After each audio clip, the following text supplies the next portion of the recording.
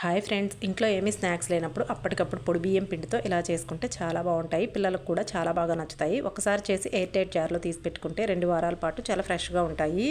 Mixing బౌల్లోకి 2 కప్పుల పొడి బియ్యం పిండిని తీసుకొని 1 టేబుల్ స్పూన్ సాల్ట్ని యాడ్ చేసుకోండి. అలాగే 1.5 టేబుల్ స్పూన్ కారం యాడ్ చేసుకోండి. స్పైసీనెస్ ఎక్కువ తింటే 2 టేబుల్ స్పూన్లు యాడ్ చేసుకోండి కారాన్ని. అలాగే సన్నగా కట్ చేసుకున్న కరివేపాకును కూడా వేసుకుని ఒక 1 అవర్ పాటు నానబెట్టుకున్న సగ్గు బియ్యాన్ని 2 లేదా 3 టేబుల్ స్పూన్లు యాడ్ చేసుకోండి. సగ్గు బియ్యం వేసి చేసుకోవడం వలన ఈ చెక్కలు క్రిస్పీగా వస్తాయి. అలాగే మీ దగ్గర వెన్న కనుక ఉంటే 2 టేబుల్ స్పూన్లు యాడ్ చేసుకోండి. లేదు అంటే నెయ్యినైనా యాడ్ చేసుకోవచ్చు. నేను ఇక్కడ నెయ్యినే యాడ్ చేశాను. ఇలా వెన్నను కానీ నెయ్యిని కానీ యాడ్ చేసుకొని చేసుకోవడం వలన ఈ చెక్కలు అనేవి చాలా గుల్లగా వస్తాయి అన్నమాట.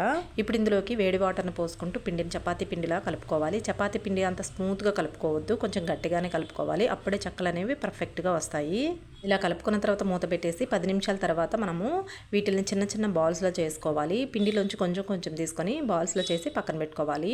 ఇలా మొత్తం పిండిని చేసుకున్న తర్వాత ఒక కాటన్ క్లాత్ని వాటర్లో గట్టిగా పిండి తీసుకున్న తర్వాత దీని మీద చూడండి, ఈ విధంగా నేను ఇక్కడ వీడియోలో చూపిస్తున్నాను కదా, ఇలా ఈ బాల్స్ని పెట్టేసి గ్లాసును కానీ కూరగాయలను కానీ తీసుకొని ఇలా ప్రెస్ చేసినట్లయితే ఈ చెక్కల షేప్ అనేది పర్ఫెక్ట్గా వస్తుందండి. మొత్తం కూడా ఒకే షేప్లో వస్తాయి. ఇలా మొత్తం చేసుకున్న తర్వాత డీప్ ఫ్రైకి సరిపడినంత ఆయిల్ని స్టవ్ మీద పెట్టేసి బాగా కాగిన తర్వాత ఒక్కొక్కటి ఆయిల్లోకి వేసుకుంటూ ముందుగానే గంటెతో కలపకుండా వాటంతట అవే ఆయిల్లోంచి పైకి తేలాలండి. ఇప్పుడు గంటెతోటి 2 వైపులా కూడా క్రిస్పీగా కాల్చుకొని తీసుకుంటే ఎంతో టేస్టీ అయినా సగ్గుబియ్యం పప్పు చెక్కలు రెడీ అయిపోతాయి. మీరు కూడా తప్పకుండా ట్రై చేయండి, చాలా బాగుంటాయి. Thank you for watching.